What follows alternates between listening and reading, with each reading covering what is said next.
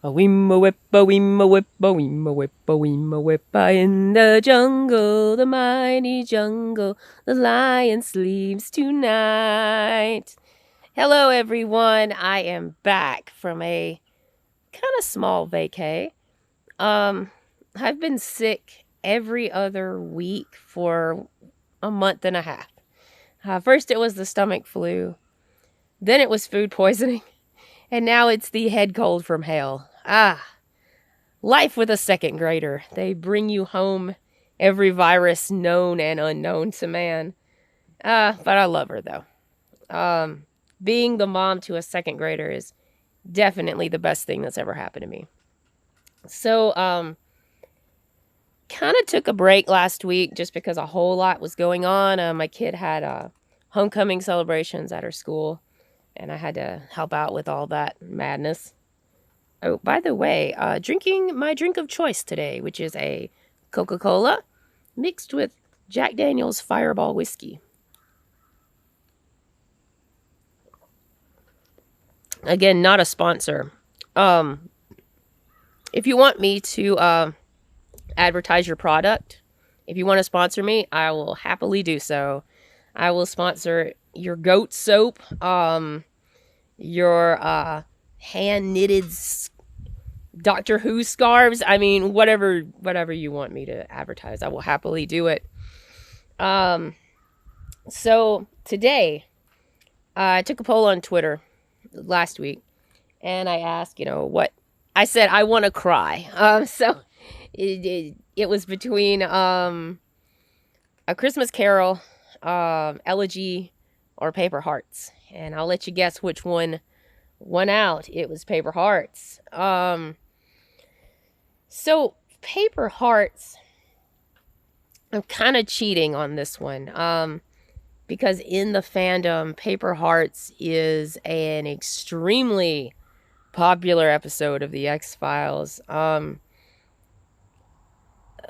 A long time ago, when I was a little kid, me and my brother John got together and we made like our definitive top 10 list of X-Files episodes, and Paper Hearts was at the top.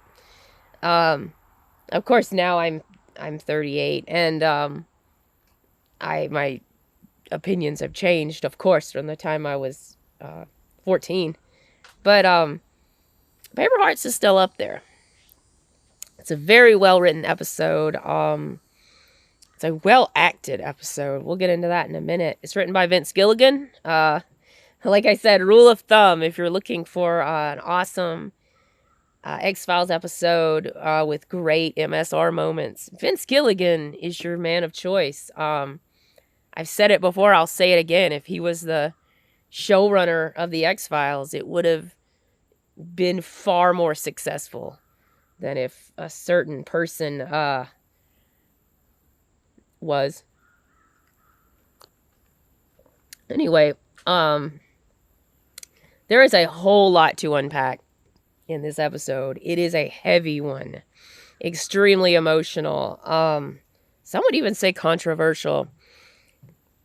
And that's what I want to talk about today. This is going to be a long one, so strap in, get out your beverage, alcoholic or non-alcoholic of choice, and let's dive right into the Season 4 X-Files episode, Paper Hearts. Like I said, written by Vince Gilligan. Before we get started, I want to say that the soundtrack to this episode, by Mark Snow, of course, is just amazing. Mark Snow always did a great job. But holy hell, this one, it gets me. There's certain scenes where his soundtrack just like makes me sob, and it's really good. He was bringing his game. In fact, I think most of the actors were bringing their game, which is probably the next point I should dive into. So I remember just loving this episode when I was a kid. And I put it at the top of my X-Files list when I was 14. And that's changed for several reasons. Um, one of the reasons is I remember watching this episode when I was a kid and being like, this is David Duchovny's best acting in this series, at least. And I was really excited to rewatch it in 2020 when me and my spouse did our X-Files rewatch. And I was like, yeah, I was telling my spouse, I was like, yeah, David Duchovny's best acting. And he was like, David Duchovny's a terrible actor. You can't tell me he did some good acting. And I told my spouse, I'm like, hey, trust me, he does really good in this one. And I rewatched it, and holy shit. I definitely had nostalgia goggles on when I rated this when I was 14. The nostalgia goggles came off real quick in that regard. Now there's moments when his acting's great, and I'll gladly point out the ones that are. And then there's moments when David Duchovny got a David Duchovny and give it less than half his ass, which is what happens in key points of the episode, sadly. Another thing I remember from watching this when I was 14 and just loving it was Mulder. I remember feeling very sympathetic towards Mulder, which was unusual, as you can probably tell. And I was like ready to watch it again. I was like, yeah, Mulder's not so much of an asshole in this one. And, you know, I'm going to feel sympathy towards this man. And I rewatched it and I was just angry at Mulder. Like, I'm pissed off at Fox Mulder 95% of the time, if you can't tell already. Something about Paper Hearts Mulder. Actually, I know what that something is, and we'll discuss it at length in a minute. He just pisses me off. I get so angry at him. I'm crying with anger. I get more angry at this Mulder than at Never Again Mulder, and that is saying something. Holy shit. We'll talk about why I do.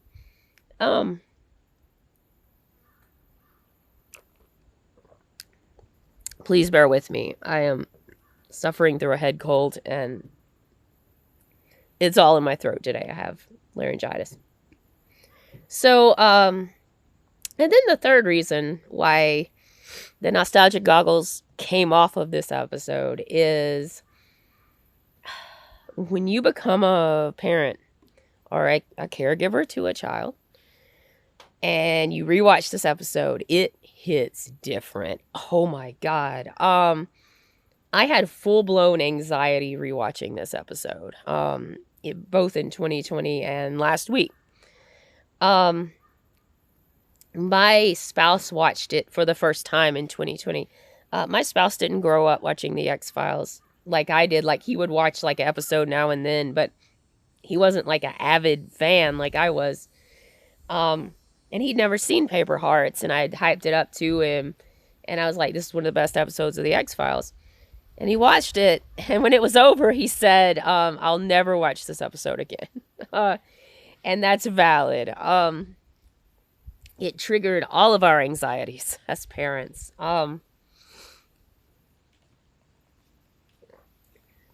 If you've never watched Paper Hearts, I want to give a disclaimer, just like I did with the episode Home. It is heavy. It discusses child abuse, child endangerment. Holy shit. It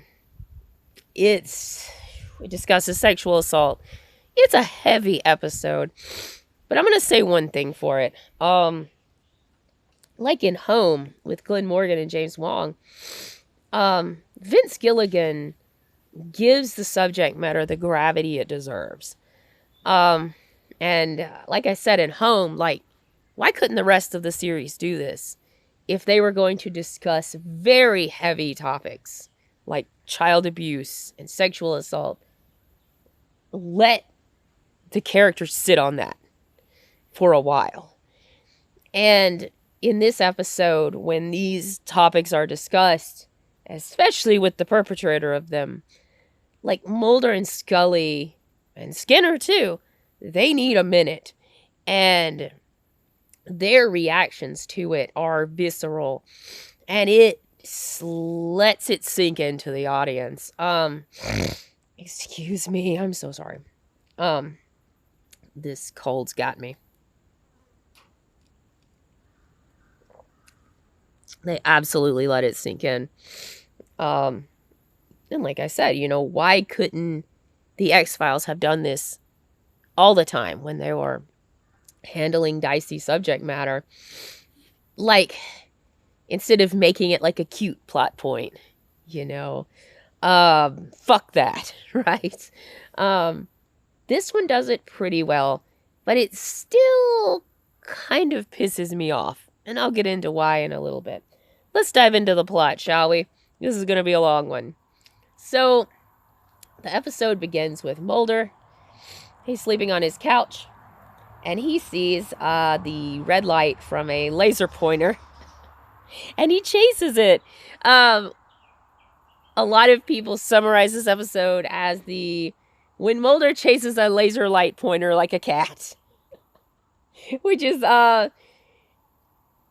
brings fuel to my headcanon of Fox Mulder is just actually a cat. The movie Soul, Pixar's Soul,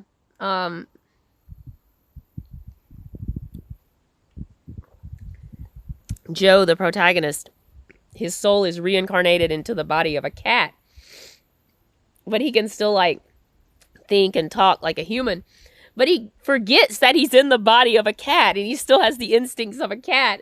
And when he sees this little light flashing across the elevator, and he tries to catch it, and when he doesn't, he's like, "Oh, nuts." That is a great description of Mulder in this episode. He's chasing the laser light pointer like a cat, and he's like, "Oh, nuts." So he follows the red light, the red dot. And he is in a dream. This is a dream. He follows it to this place called Bosher's Run. It's in Manassas, Virginia. And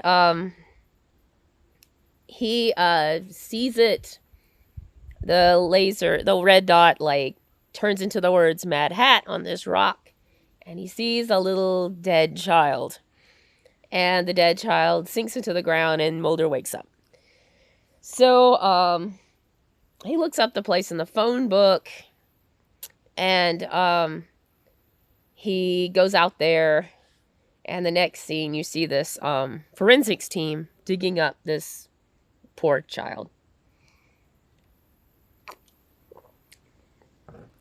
And let's get into why Mulder pisses me off in this episode. Right off the bat. Scully comes up. She's like, "Mulder, what the fuck's going on, man?" And he's telling the forensics teams. He's yelling at them. He's like, "You need to hurry." The poor woman's like, "Sir, this is a delicate thing we're doing. Please shut the hell up." And Mulder just gets in there. He doesn't get any gloves. He just starts, digging around in this shallow grave. And Scully's like, "What the fuck are you doing? You're going to destroy evidence, And Mulder's like, "I don't fucking care." I'm like, "Fuck you, Fox Mulder." This is the first time I'll say that. My wrist is cramping. I got to change. I got to change hands. Okay. So, of course, Fox got to be dramatic Mulder. He, clears away the dirt from the poor child's chest. And, you see that a heart is cut out of her dress. The episode is called Paper Hearts because that's what the FBI, called this case, because the killer would cut hearts out of the little girl's dresses. And, why is it called Paper Hearts? Why isn't it called cloth hearts? I've never understood that. So they go back to Mulder's office, and he's telling her about this case about Roach. And he was this vacuum cleaner salesman during the 70s. He would go around to people's houses and the 70s and 80s. He would go around to people's houses and he would be like selling them a vacuum, and he'd be checking out their kids. Yeah. Did I tell you this episode triggers all of my anxieties as a mom? It absolutely does. It hits different when you have a kid, trust me.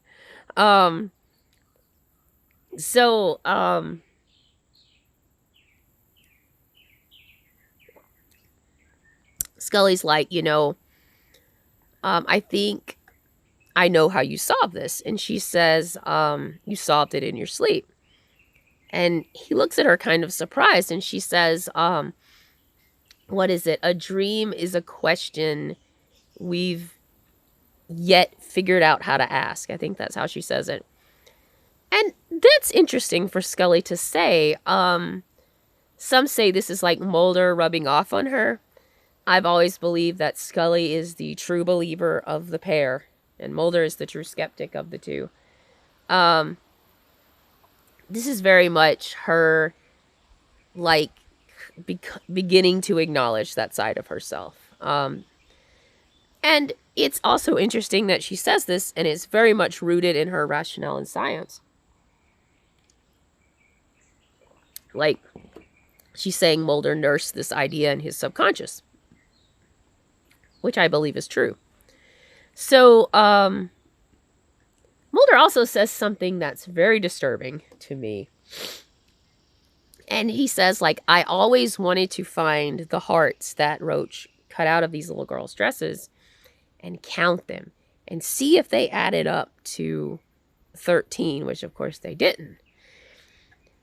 And, okay, that bothers me a little bit. In episodes like this, and like Pusher's a great example, you see the very disturbing and troubling similarities between Mulder and these just atrocious human beings. And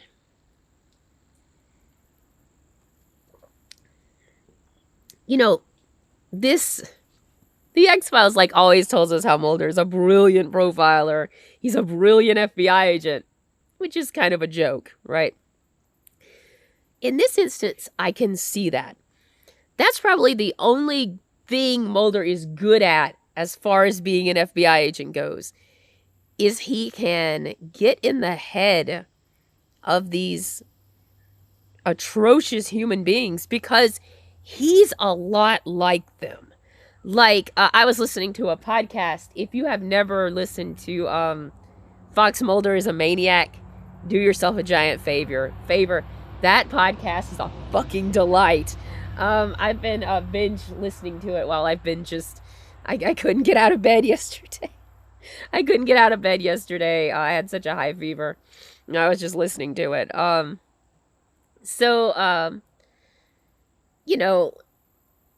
They mentioned that Mulder has the apartment of a serial killer. And of course they said it like as a joke.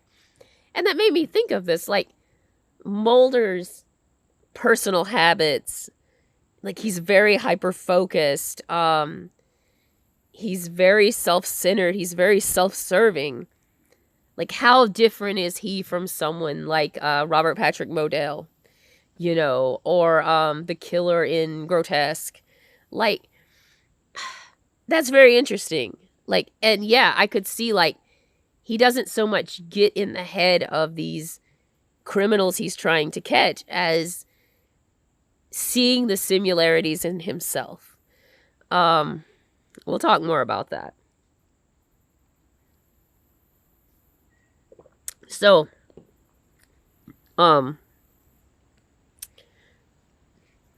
they go, Scully's like, we gotta ID this little girl. Shit. You want to cry? Bring the Kleenex when you watch this episode, unless you are a being made of stone. God. I want to say David Duchovny's acting in moments in this, he does great. But the other actors, and I think that's a lot of Duchovny's problem, is he's acting alongside these A++ actors. I mean, even the extras. This guy who plays Frank Sparks, who's the little girl's dad. This guy, shit. Who is he? He needs an Emmy. And Jillian's acting in this episode. I know I say that in every episode. Jillian brings her game here. Holy shit. We'll talk about that in a minute. Like, as soon as he opens the door, they say, you know, we're with the FBI. This man gets tears in his eyes. And he says, they found Addie. They found my daughter. And that makes me cry. Just that man's immediate gut reaction. Like I said, when you watch this when you have a child, it is so different. Like, oh God, like, yeah, that's my nightmare. Like someone coming to my door and saying like, this happened. God forbid, you know. I think that's every caregiver's nightmare, you know. They go into the guy's house. Little touches in this episode fuck me up. Like the little pocket sewn on the girl's dress. And he says, you know, this is for the tooth fairy. Me and my wife would come in the middle of the night and like put a little quarter in the little girl's dress. That fucks me up. Like, Jesus Christ. Vince Gilligan, like, God, he does very well here. The man's like, you know, how many other people are you going to tell this to? And Mulder's like, what? He's like, how many more victims were there that you don't know about? That is one of the saddest lines in the show. You know, in the X-Files, Mulder makes these long, boring speeches about the truth and, you know, what justice is. And God, it's so boring. And like the show's like, yeah, this is what the X-Files is about. And I'm like, it's not. Like, lines like this is what the show's about. Like, yeah, like how many more victims are there that we don't know about? How many kids are missing that will never be found? That fucks me up. God, it fucks me up. So they leave. Mulder and Scully are very disturbed. And again, props to Vince Gilligan. Props to the actors. Props to the crew. Everyone. That they let this sink in. The audience feels their dismay. So, Mulder starts getting these flashes again. He's not asleep this time. That's troubling. And he sees like the laser light pointer on the hood of El Camino. And he's like, Scully, Roach drove an El Camino. And Scully's like, you could tell she's getting used to Mulder's like absolutely balls to the walls, insane theories. And she's like, what does that mean, Mulder? And he's like, maybe the hearts are in Roche's car. And she's like, but it's been searched. And he's like, not by me. And that does make me wonder, like, I do wonder if someone have found those.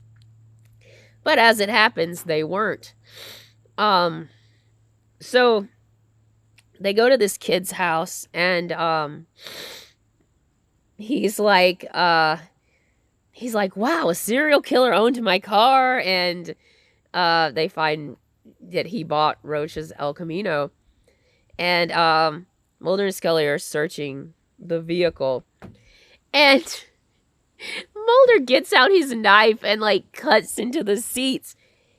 again, Fox Mulder pissing me off in this episode. Like, this kid is innocent. He did nothing wrong, right? And then, like, you can tell he's proud of this. This is probably his first car. He spent all this time detailing it, and Mulder's like, I'm just going to cut it up. Fuck you, Fox Mulder. This is not, by any stretch of the imagination, the worst thing Mulder does in this episode, but it still pisses me off. So,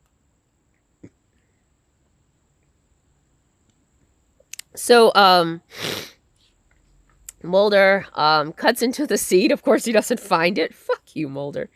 There's this scene, and if it's taken out of context, it's pretty erotic. Mulder, like, and Scully are in this car, and they're very close. Mulder leans his head back, and he's like,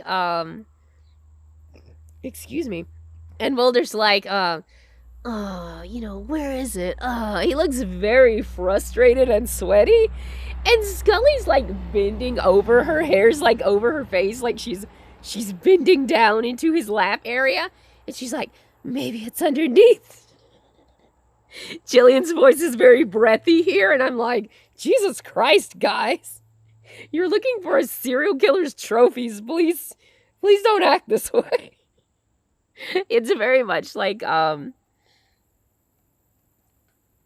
when, David and Jillian are in the, broom closet in Home. Like, could you not act sexy for like 5 minutes, please? I know it's impossible for you guys to just try. I am so sorry. Ugh, this head cold's got me. Anyway, Scully looks underneath the car, and Mulder's like having these flashes again of his dream, and he thinks about the hood of the car. He goes skulking around in this kid's backyard. You know, the kid's watching him from the window like, what the fuck is this maniac doing? Mulder pulls out the camper shell, and he does a little dance on it, which is kind of funny. And he finds this book in the lining of the El Camino. It's Alice in Wonderland, and sure enough, 16 hearts are in there.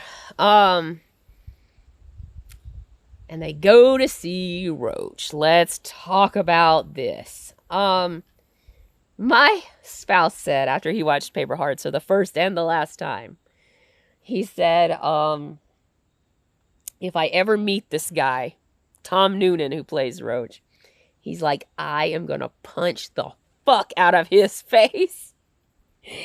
And I'm like, Tom Noonan, if he set out to be the most despicable villain on the X-Files, congratulations, dude. You did it. This actor, holy shit. This is one of the few times when I watch the X-Files and I'm like, I have to remind myself that this is fictional. I've said it before, I'll say it again. Nothing on the X-Files, no mutant, no monster, no alien, no spirit is scarier than an evil white man. Shit, this guy. Oh my God. I can't. He's acting. Jesus Christ, it's terrifying.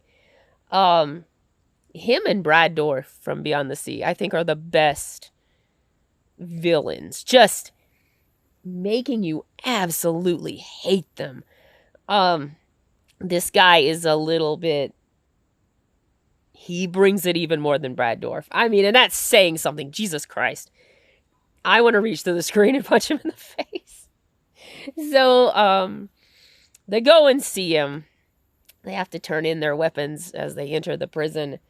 Mulder pulls the gun out of his sock. That will come back later in the episode.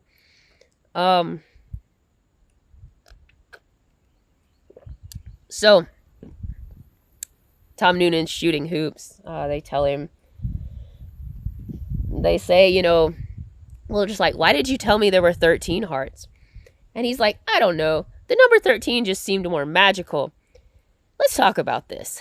So this guy it's very much implied that he sexually assaulted and definitely murdered 16 children. Holy shit. So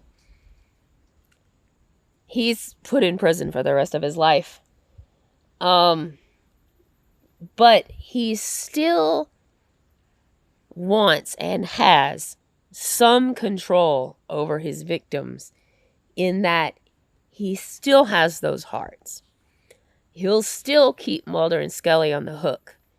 And he'll still go to his grave knowing the last two victims alone. And that is fucked up. Like, Mulder's like, you could have one moment of decency in your life and tell the parents of these girls, where they are so they can put their kids to rest. And he's like, nah. He's like, I'd rather have control over these girls that I tortured and killed. It's so much like Paul Spector in The Fall. Like, it's not enough. It's not enough that he tortures these poor women and kills them. Like, he has to still have control of them after they're dead and have control of them for the rest of his life. That's fucked up. I can't put into words how fucked up that is. And only an evil white man could conceive of that. Like, I don't think anyone else on earth could conceive of that than an evil white man just having that control over another human being. So he's like, there is a scene where he's like, sink this basketball and I'll tell you where they are. Mulder does that. The behind the scenes, David Duchovny did that in one shot, which is pretty impressive, David. It's funny, like, David Duchovny does his best acting when he's not acting at all, I think, which says so much about him. And then the guy's like, you trust a child molester, that will come back later.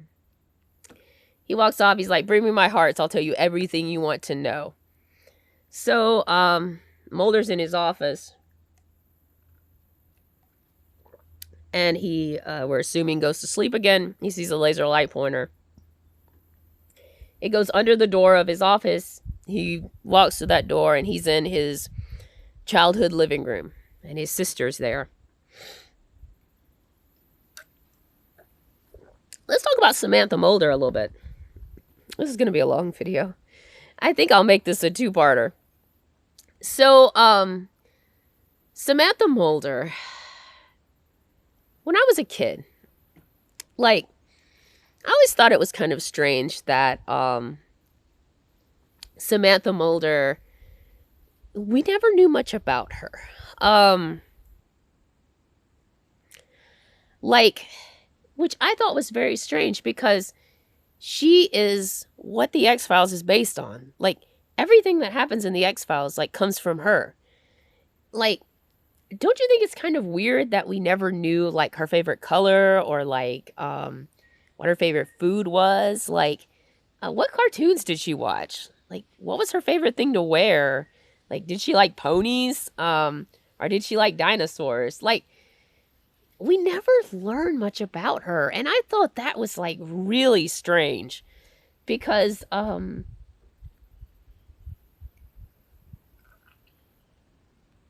then I grew up and I realized Mulder's quest is not for the truth of the paranormal. It's not seeking to find out the truth about some big government conspiracy. It's not even to find his sister. There's a great meme that's going around of Olaf from Frozen 2, and he's looking around and he's like saying, Samantha? Samantha? And then he like says, I don't even know a Samantha. And that is Mulder in season 7 in that shitty episode Closure. It's like, sister? I don't know. Do I have a sister? I can't remember. Like, Mulder completely forgets about Samantha after that episode. He never mentions her again. which is kind of fucking weird. Like, you went on a quest that not only destroyed your life, but Scully's life for this girl, and you're never gonna talk about her again? So, and that's because Mulder's quest is about his validation. Like, there's no other reason for him to... He wasn't interested in the paranormal before his sister was abducted. And he completely stops caring about her once you have that shitty episode in season 7. Because Mulder gets his validation. But actually he doesn't get his validation. Mulder's never going to be happy. And I'll get more into that. But like Mulder's entire journey is about his quest for validation. And I say, none of this would have happened. And I'm saying none of this. The X-Files, Scully being dragged along into this quest that will destroy her life, everything. None of it would have happened if Mulder's dad had patted him on the head when he was 12 years old and told him he loved him. None of this would have happened. But no, okay, you know what? You know who's the real villain of the X-Files? It's not Krychek. It's not fucking Smokey Man. It's not even the aliens. It's fucking Bill Mulder. Fuck that guy. You know what? Mulder's mom gets a lot of hate. And I would say it is non-deserving. She was as much of a victim as her kids were to her husband's shenanigans and the smoking man, who I believe absolutely sexually assaulted her. You think that relationship was consensual? It's not, all right? Justice for Tina Mulder is what I say. Bill Mulder was a motherfucker. Okay, he chose between his kids. He sacrificed his daughter. He abused his wife. And then when his daughter was abducted, he blamed his 12-year-old son. Fuck him. If Bill Mulder had taken his family into hiding, none of this would have happened. Zero. Scully would have married a doctor, or Jack Willis had 5 kids and lived a happy life. None of this would have happened, okay? So, fuck Bill Mulder. This is the Fuck Bill Mulder vlog.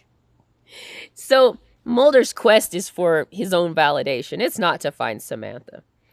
So, he goes into his childhood living room. And I love the little, and I'm talking about very few glimpses we see of Samantha Mulder. She's sassy. She calls her brother butt lunch, which is a fantastic curse, by the way. Excuse me. They're arguing. It's kind of interesting that in all the other flashbacks we see of this scene in particular, Mulder's a kid. Like, he's played by a child actor representing his younger self. In this instance, Mulder's an adult. I think that's very interesting. I don't know why that is. If you're watching, drop your theories about why that is. So then, Samantha's abduction plays out differently than what we've seen before. She's not abducted by aliens. You see Roach drive his El Camino up to the door, and then he takes Samantha. David's acting in this scene is pretty terrible.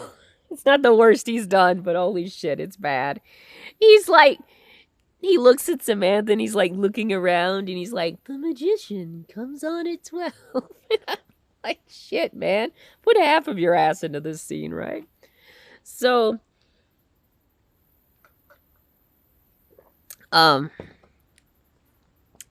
Mulder wakes up screaming his sister's name. Another thing the Fox Mulder is a Maniac podcast mentioned is like, how many times has this happened where someone's walking by the basement office and just hears Fox Mulder screaming Samantha at the top of his lungs? Holy shit, you know that's weird, right? So,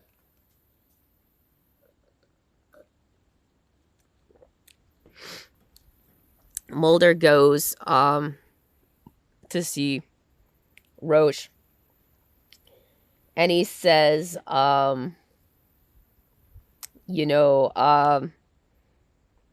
he says to Roach, he's like, you told me that I would take this very personally. And Roach is like, yeah, and he's like, okay, I got my David's a bad actor ire out. Now it's time to talk about David's pretty good acting in this episode. Some of the lines he delivers are like, yeah, like David Duchovny has that potential. Is it ever tapped? Absolutely not. But you can see it.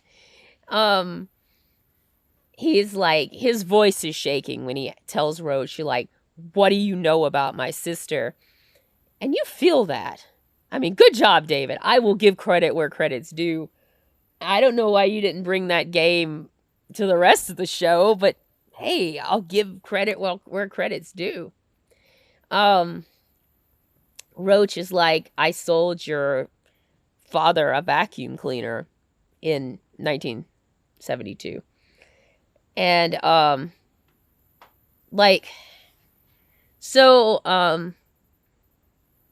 Mulder hits the man, and he fucking arcs. One thing I want to mention is,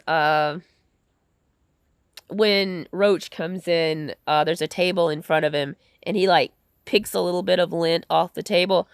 Like, little touches like this make this guy 100% more creepy.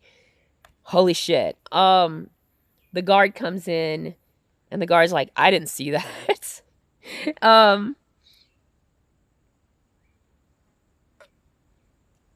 And, like, I mean, I don't support police brutality or brutality on prisoners, but that guy deserved that punch. I mean, he really did.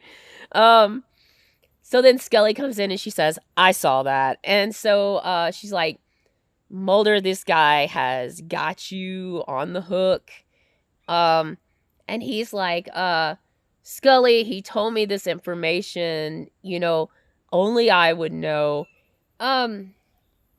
That's a good point. But another thing the Fox Mulder is a Maniac podcast pointed out is, Mulder had this regression hypnosis where he divulged these details. And if that was somehow published and Roach put in the effort to look it up on the internet, which I believe he did, yeah, like, absolutely, that's a possibility.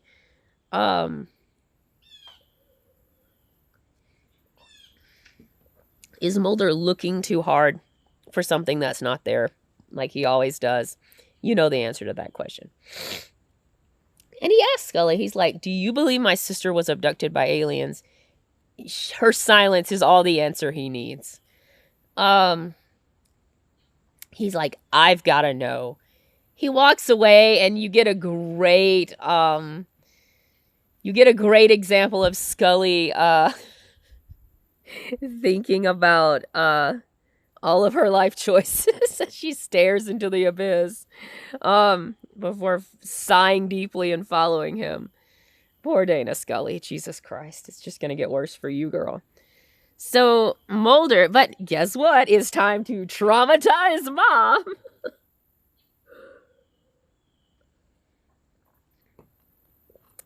Mulder could have, like, called his mom and, like, said, ask her this question, or, told her, like, hey, can I come over and, like, talk to you for a little bit? He breaks into her house in the middle of the night. After, by the way, she's recovering from a stroke, by the way. And, Mulder's, like, just waving these fabric hearts in front of her face like she's supposed to fucking know about it. And I feel sorry for Tina Mulder, Jesus Christ. But I will say, having a neurodivergent kid, like, my mom is used to me, like, just out of the blue asking her these fucking insane questions. So I think Tina Mulder's pretty used to that too. It doesn't make it right though. Well, Mulder looks under the stairs and he finds the vacuum cleaner that Roach was describing that he sold his dad. So, Mulder leaves his mom's house with no explanation, I'm assuming. Poor Tina Mulder. Jesus Christ, that poor woman. So, it's time for Dad to yell at us. Skinner calls Mulder into his office. Mulder's like, you said I can't see Roach anymore. Skinner is fucking pissed. One of my favorite Skinner, taglines, I think he says it again, is he's like, you're lucky you don't, your ass is not in a sleep. Fucking love Mitch Pileggi when he says that.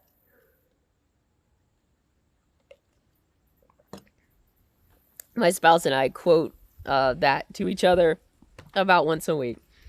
Mitch Pileggi's acting in this episode is A++. He's like, look, Mulder, you don't fucking go near that fucker again, all right? Or I'm gonna fuck you up. And then, Scully comes in and she says, we should let Mulder pursue this. Several things.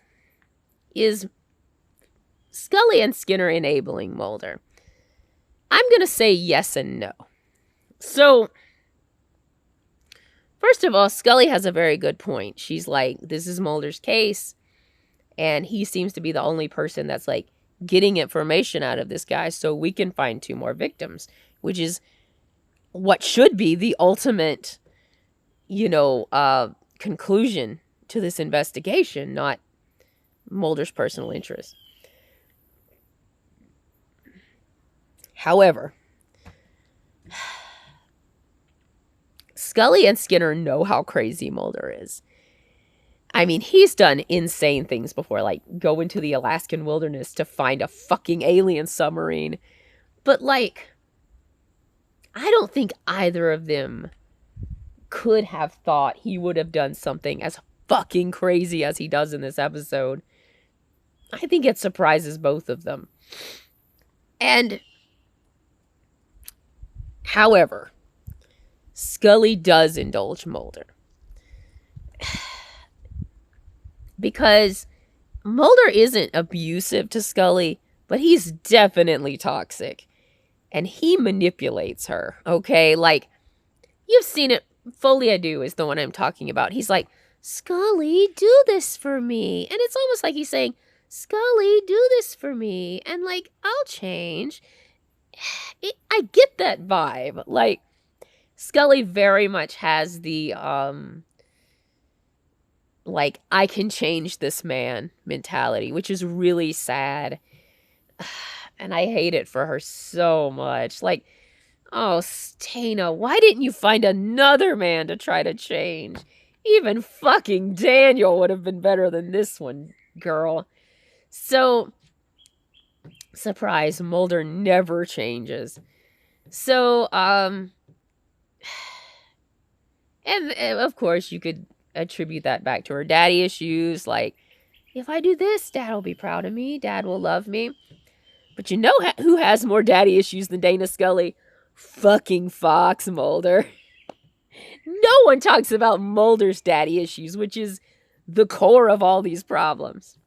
So, and another thing is, at the end of the day, Mulder is a grown-ass man. I don't care how crazy he is. He should have known that getting Roach out of prison, Roach pretty much told him, hey, if I'm released, I will definitely abduct another child.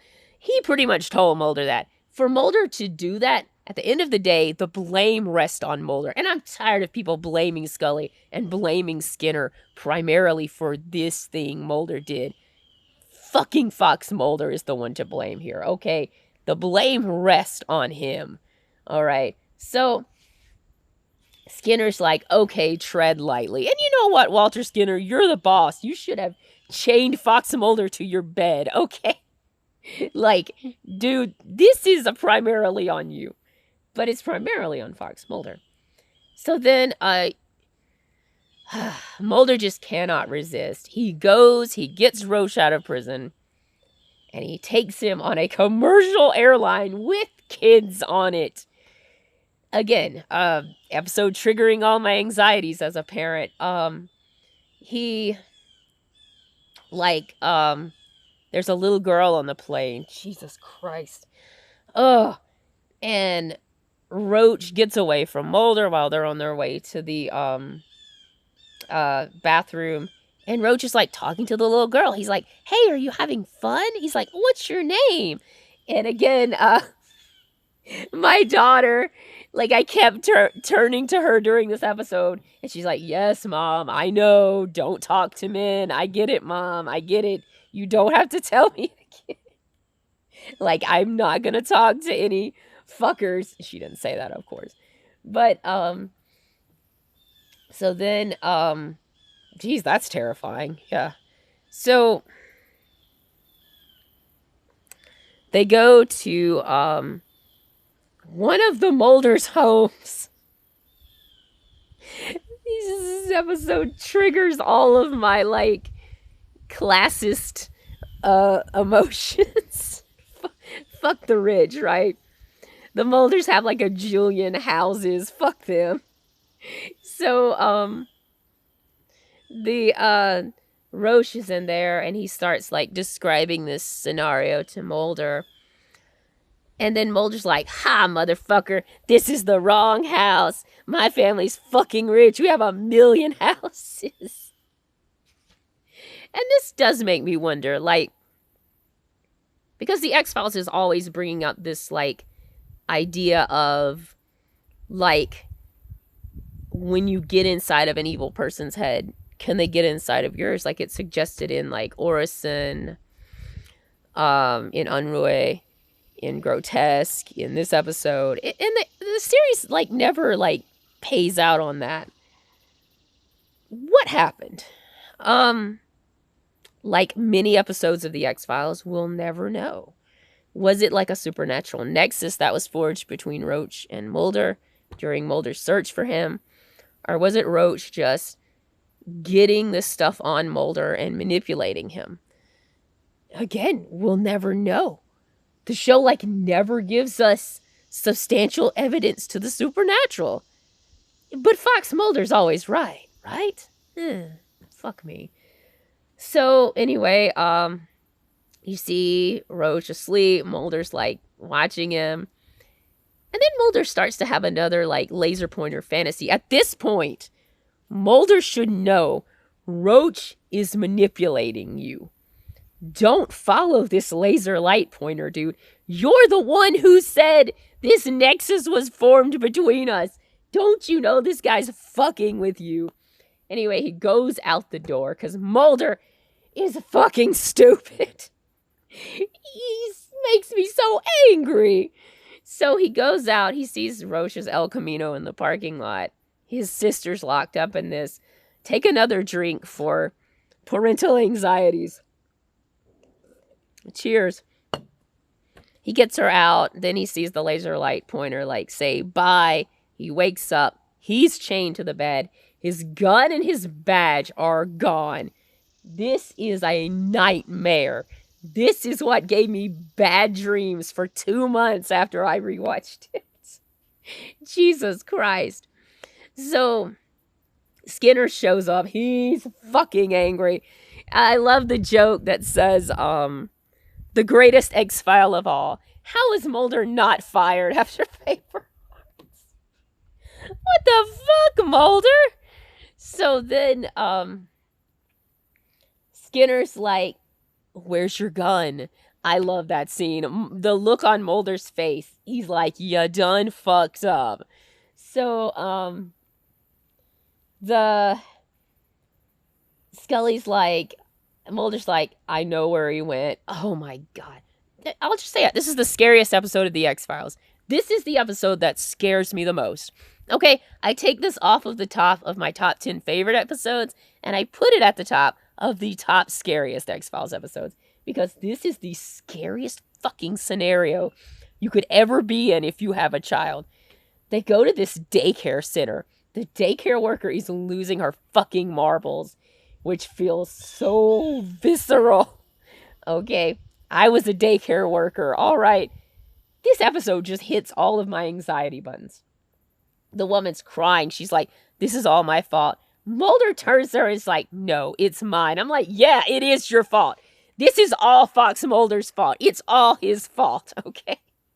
So they look in Roach's house. They're looking around. They don't find anything. And then we get to probably the most aesthetic scene in the show, where Mulder goes into this like graveyard for old trolley cars. I want to paint it. Like, it's so spooky. Just this liminal space of like abandoned trolley cars that he's running through. It's fucking scary, man. So he sees like one old wire cable like shaking on one of the trolley cars, and he's like, shit. He gets the gun out of his sock. Told you that'd come back. And he goes in to this trolley car. When he walks into that trolley car and sees Roach in the back with his gun on this little girl that he met on the plane, Caitlin, it's terrifying. It is so scary. I cannot put into words how scary this is. For when you have a child, that scene, it just triggers me. So Fox is telling Caitlin, like, hey, I'm Fox. I'm going to rescue you. And I'm like, Mulder, she wouldn't be here if it was not for you, man. Not enough people talk about Caitlin and how her life was changed forever. This child will be traumatized until her dying day. Let Fox and Mulder pay for this kid's therapy, right? So, Roach, Mulder should have shot this motherfucker right there. He should have just been, bam, you're dead. Get the kid. No, Mulder considers his offer. He considers it. Roach is like, look, Mulder, I still got 2 victims. One of them might be your sister. I will say this again. Mulder doesn't care about the victims unless they are somehow connected with the supernatural or they remind him of his sister. That's it. Mulder could give less of a fuck about victims unless it self-serves his quest for the truth. The fact that he considers Roach's offer, he's looking away from the girl at the hearts like Roach is like dangling a fucking bacon treat in front of a dog. And I'm like, Mulder, what the fuck is wrong with you, you fucking idiot? He makes me so angry in this fucking episode. So then, like, he sees him squeezing the trigger. He shoots the motherfucker, and he's dead. Oh, Jesus Christ, what a journey. So Caitlin runs screaming into Scully's arms. I do love Scully, Jillian's acting. I need to rave about it just for a minute. When the camera cuts away from Scully, you still hear Jillian, like, acting her goddamn heart out. There's a scene where they're interrogating Roach, and he tells Mulder, like, I just want to see the look on your face. And you just hear Jillian say, oh my God, I'm going to fucking kill this motherfucker. She doesn't say that, but then it cuts back to her, and she is shaking with rage. And they leave the interrogation room, and she's like, are you okay, Mulder? And I'm like, girl, are you okay? Scully's the one Roach needs to watch out for. Jesus Christ. And then this scene where the little girl runs into her arms, and she's like, it's okay, I got you, you're okay. Scully does that so much. Like, when a kid's in danger, she's just wrapping them up in her arms and being like, I'm gonna protect you, it's gonna be okay. She does that in Trevor and Revelations, in Too Shy. Like, I love Mama Bear Scully, like, Jesus Christ. And that's the episode. Oh, wait. Because this episode couldn't get more depressing. Let's make it a little more depressing. This is the longest review I've ever done. It's almost an hour.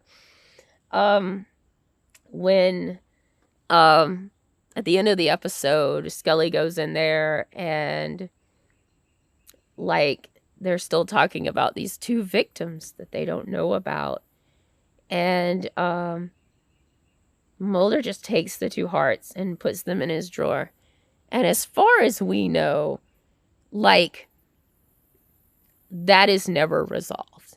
And I gotta say, someone posted on YouTube that is absolutely the saddest thing that happens in this show, because it's so similar to real life. Like, how many children go missing? We never know about them. We never know what happened to them. I watch a YouTuber called Nexpo. Fantastic. Watch their videos. They're so good. And that's one of the things they discuss is like missing children. And it's just so sad. Like, that's the saddest thing I can imagine. Like, their parents and caregivers like never know what happened to them. Yeah, that's the saddest thing on the X-Files. Because it's so close to real life. And that's Paper Hearts. This is the longest video I've ever done. I do want to say one more thing. How interesting Tom Noonan and Vince Gilligan makes the character of Roast. That pisses me off. Like, it's almost glamorizing him, which is disgusting. Kind of like they almost glamorized the killer in Unruh. Like, an X-File, like, an awesome rewrite of this episode would be like, the spirits of the victims. Let them come back. Do a Brad Dourif in Beyond the Sea, where the spirits come back and, like, haunt him till his last breath. Make him suffer more than he made them suffer in life. Like, that would be wonderful. But to focus on this killer and to give them a platform is disgusting. And as great as Vince Gilligan's writing in is and how much gravity he gives this episode, I can't wholeheartedly love it because of that. Like, it's disgusting. And that's the last thing I want to say. This went on a long time. Give me your thoughts on Paper Hearts. Give me your thoughts on underrated X-Files episodes. Which ones should I talk about next? You can find me at raccoons_dead on Twitter. Find me at Just Awful X-Men Art on Tumblr. I am at DeviantArt. If you use DeviantArt, I am at Dead Raccoons on DeviantArt. Or post a comment below. I'd love to hear from you. I will see you next week. We are going to do a fun one next week. I really want to do Chinga because that episode's a ton of fun. I just need a pick-me-up from this one. Have a great day. I love you. Mwah!